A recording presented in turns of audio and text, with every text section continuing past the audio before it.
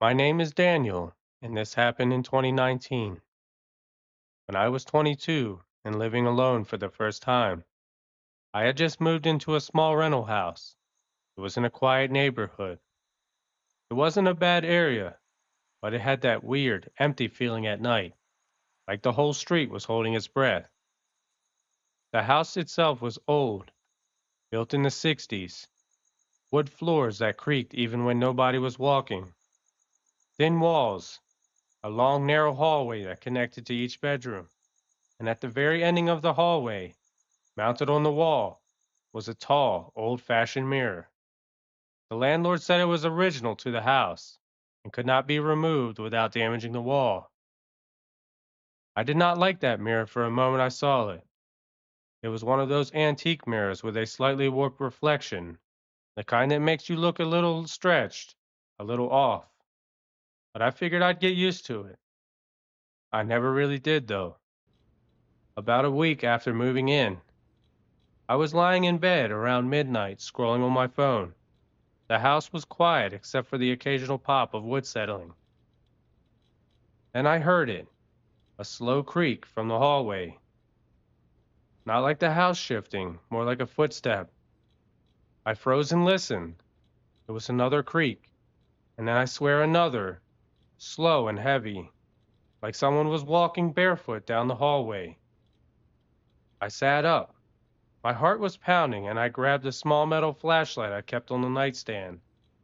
I didn't have any other weapons, so the flashlight was the closest thing I had to one. I stepped into the hallway. It was dark, except for the faint glow from the streetlight leaking through the living room window. The mirror at the end of the hall reflected that faint light, and for a split second, I thought I saw a shape standing behind me in the reflection. I spun around, but I saw nothing. When I looked back at the mirror, that shape was gone. I told myself it was just my eyes adjusting to the dark, but I slept with my bedroom door locked that night. 2 nights later, I woke up around 3 a.m. to the sound of breathing. It wasn't my breathing. I thought maybe it was the HVAC system or the refrigerator, but it was far too close and far too human, slow and deliberate. It was coming from the hallway. I sat up and held my breath. The breathing continued.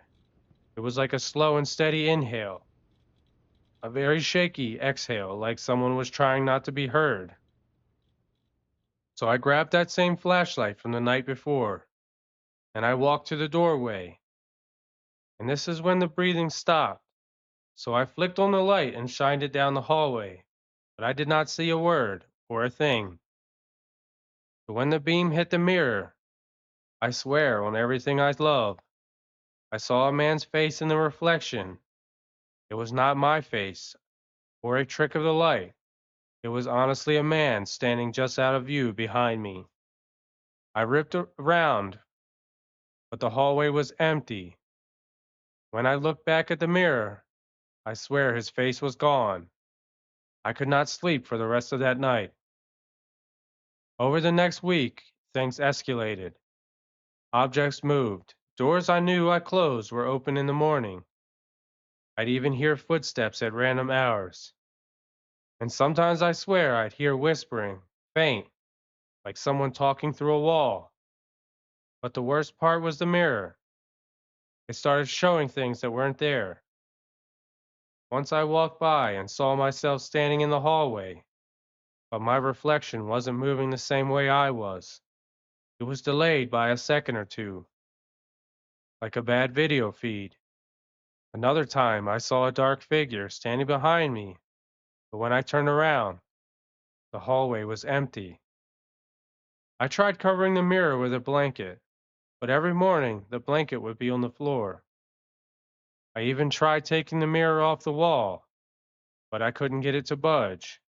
It was like it was fused to my house. The final night in that house is burned into my memory. It was around 1 a.m., and I was in bed. I was trying to fall asleep when I heard those same footsteps again, Slow, heavy, and deliberate. But this time, they didn't stop in the hallway. They came right up to my bedroom door.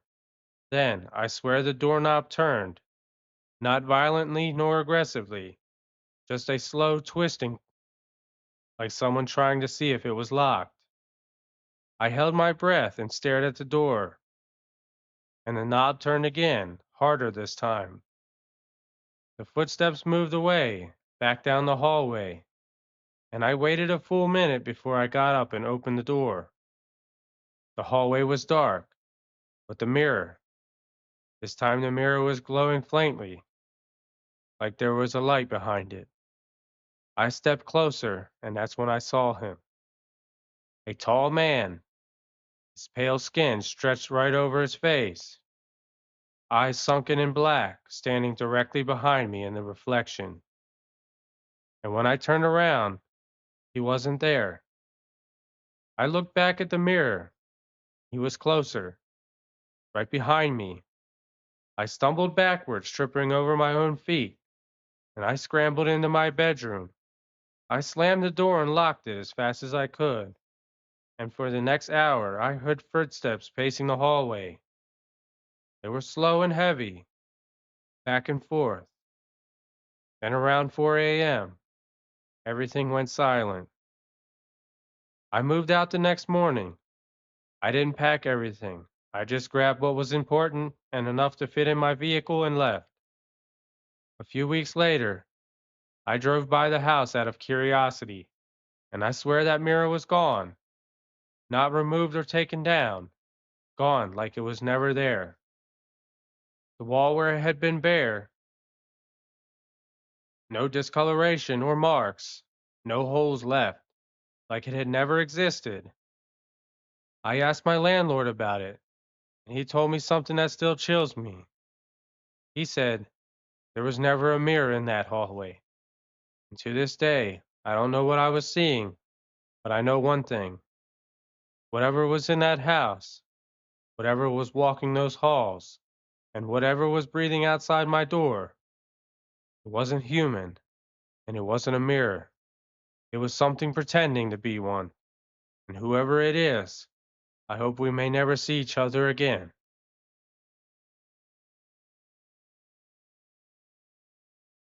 My name is Alex, and this happened in late 2021.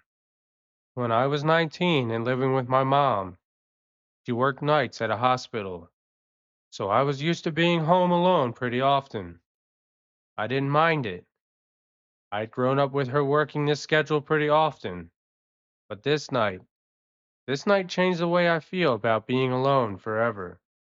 I never told anyone the full story, not even my own mother, but I am sending it to you because I need someone to hear it. It was Thursday, cold and windy. My mom left around 6 p.m. for her shift, and I settled into my usual routine: shower, make something to eat, and even watch YouTube. Like my favorite streamer Queso, I sometimes played games and eventually crashed on the couch. Our house wasn't big, just a single story place with a long living room, a small kitchen, and two bedrooms down a short hallway. It wasn't anything fancy, but it felt like home and it felt safe to me. Around 11 p.m., I paused the movie I was watching and went to the kitchen to get a drink. The house was silent except for the wind outside, kind of wind that makes the sliding creak. Sometimes the windows would hum. I remember thinking the house felt colder than usual. I grabbed a soda and shut the fridge. This is when I froze because from the hallway, I swear I heard my name, soft and quiet, almost like someone whispering it from inside my bedroom. It said Alex. I stood there gripping the fridge handle, trying to convince myself I had imagined it. Sometimes houses make noises, and sometimes even wind and pipes make noises, but none of those things say your name. So I waited, but nothing came. I shook it off and went back to the couch. About 20 minutes later, I swear I heard it again. This time it was much clearer and very close, like someone standing just around the corner of the hallway. I muted the TV instantly. My heart was pounding so hard I could hear it in my ears. I stared at the hallway, waiting for something, for anything to move, but the house was still. I grabbed the remote and unmuted the television, trying to pretend I wasn't freaked out. But I couldn't focus on the movie anymore. Every second I'd glance at the hallway. It felt like someone was standing there, just out of sight, watching me. Around midnight, I decided I had enough and was going to bed. I turned off the TV, locked the front door, and headed toward the hallway.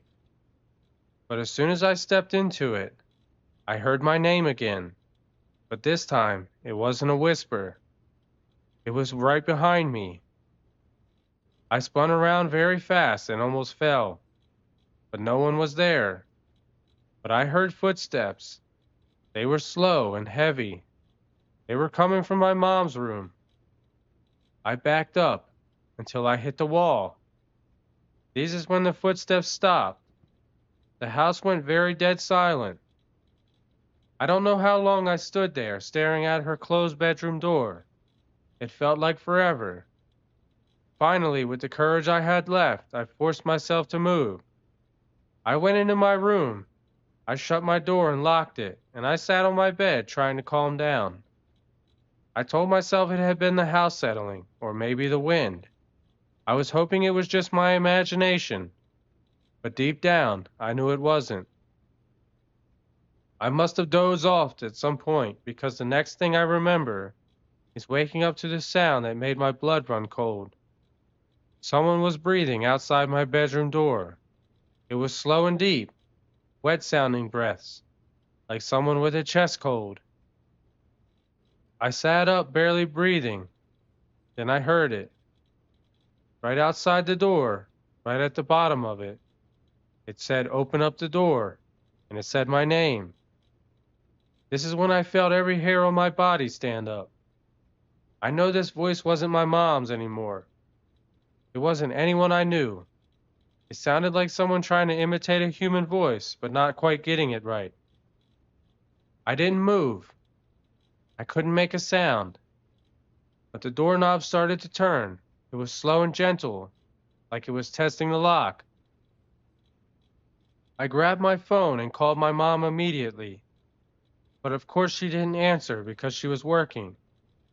I didn't want to call 911 for something useless, unless I was absolutely sure someone was in the house. But when the voice spoke again, this time whispering through the crack under the door, it said, "I know you are awake." This is when I nearly dropped my phone. The doorknob stopped turning, and for a moment everything went silent. Then something started scratching at my door. It didn't sound like fingernails. It sounded like something else, something sharp, like slow dragging scratches that moved from the bottom of the door to the top. I backed into the corner of my room, shaking so hard I could barely catch my breath. This is when the scratching stopped, but the voice said in a low, playful tone, "Let me in. Let me in, Alex." But I could not respond. I didn't dare. After a few seconds, the footsteps started again, slow and heavy this time, moving away from my door and down the hallway. I waited until I couldn't hear anything anymore, and then I waited a bit longer. After about 15 minutes, I decided I need to get out of my house, so I grabbed my baseball bat. I unlocked my door as quietly as I could, and I stepped into the hallway. It was freezing. The air felt very heavy, like the whole house was holding its breath. As I crept toward the living room, gripping my bat as hard as I could, when I reached the end of the hallway, and I peeked around the corner, I saw someone standing in the middle of the living room. They were tall and thin, and they were facing away from me. Their head was tilted slightly, like they were listening for something. I couldn't breathe. I didn't know who it was, and I didn't know how they got in or what they wanted. But then they spoke. In that same wrong, broken voice, it told me to come here. I stepped back into the hallway. My heart was slamming against my ribs. The figure didn't move or turn. It didn't even react. It just stood there, listening. I backed into my room, shut my door, and locked it again. This time I grabbed my phone and called 911. The dispatcher told me to stay where I was and to stay quiet. Officers were on the way, so I sat on the floor, bat in hand, listening. And for a few minutes, there was nothing. Then I heard those footsteps again, but this time they were fast and running, back and forth through the house. And that's when the voice began to scream my name. It was so loud it shook my door. I pressed myself into the corner, shaking uncontrollably. The footsteps stopped. Then I heard the front door slam open, and a few seconds later, the police sirens filled the street. The police searched the entire house. They couldn't find anyone inside, and no signs of forced entry. They had no footprints or fingerprints to go off of. But they did find something. They said on the outside of my bedroom door, the one that I had locked, were deep scratches. They were long, jagged marks, carved into the wood. They asked if I had done it, and I told them no. They didn't believe me, nor did my mother. But I know what I heard, and I know what I saw, and I know what was standing in the living room. And the worst part, the voice didn't sound like a stranger. It sounded like someone who knew me, someone who had been watching me for a long time, and someone who wanted me to open that door. I moved out a month later, but sometimes, late at night, when the house is quiet and the wind is blowing, I swear I can still hear it. Soft, close, and right behind me. My name, Alex. My name is Jordan, and this happened in 2020, when I was 24 and living alone in a rental house in rural Pennsylvania. I had moved there for work. Quiet place, cheap rent, nothing special. The house was old, built sometime in the 40s, with creaky floors and drafty windows.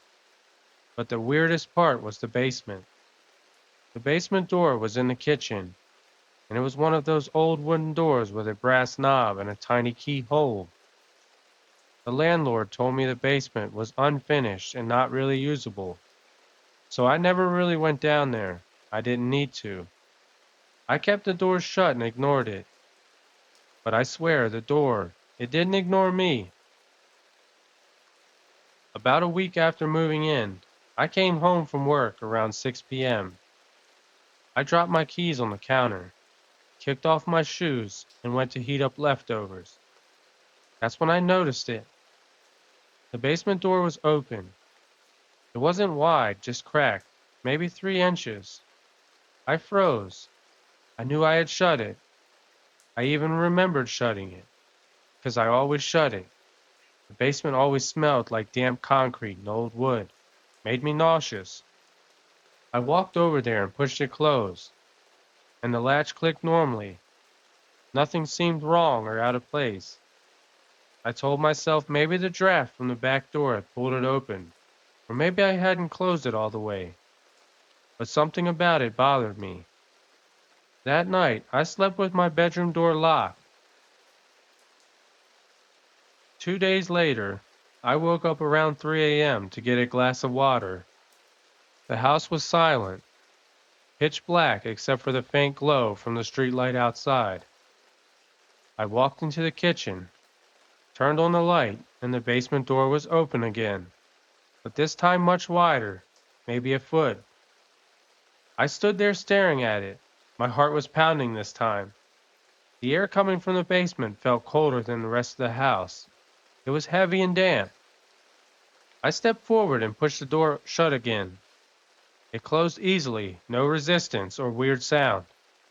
As soon as it latched, I heard something from the basement, a sound I still can't fully explain. It wasn't footsteps or breathing. I don't even think it was an animal. It was like someone shifting their weight on an old wooden step. A slow creak, then another. I backed away from the door so fast I nearly tripped. I didn't sleep the rest of the night. The next morning, I called the landlord and asked if anything else had access to the house. He said no. I asked if the basement door had ever had issues staying shut. He paused for a moment, long enough that I could notice it, and then he told me, "It's an old house. Doors are old and swell. Humidity changes, so sometimes it happens." But his tone did not match his words. He sounded almost uncomfortable, like he didn't want to tell me. Before hanging up, he added, "Just keep it closed and don't worry about it." But that didn't help me. A few nights later, I was in the living room watching television. It was around midnight. The house was quiet except for the occasional pop of the heating system. That's when I heard it, the slow, soft scratching, coming from the kitchen. I muted the television and listened. It wasn't frantic or animal-like. It was slow and deliberate. It was like someone dragging their fingernails down the side of the basement door. I stood up. My heart was pounding, and I walked toward the kitchen, and that's when the scratching stopped. I turned the corner, and the basement door was open again. It was wide open this time, and I know I didn't go near it. I couldn't even look down the steps. I just backed away. I grabbed my keys and I left the house. I sat in my car for almost an hour before I worked up the nerve to go back inside. When I finally did, this time the basement door was closed. The final night in that house is something I still think about almost every day. It was Saturday. I was home alone, playing games in my room. Around 1 a.m., I heard a loud bang from the kitchen. I froze, and I heard it again, like someone slamming the basement door open and closed. I grabbed a flashlight and slowly walked down the hallway. My hands were shaking so badly I could barely hold the light steady.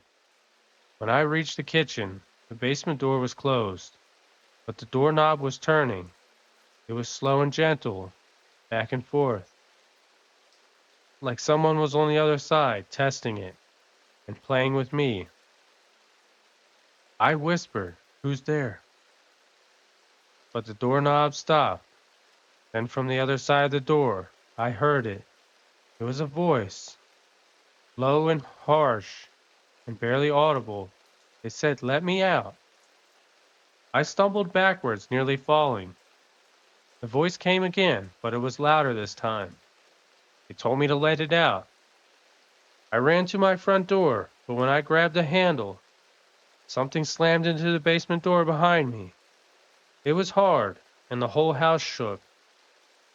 Whatever was in the basement was trying to break the door down, and I ran outside to call 911. When the police arrived, they searched the entire house, including the basement. They told me they couldn't find anything.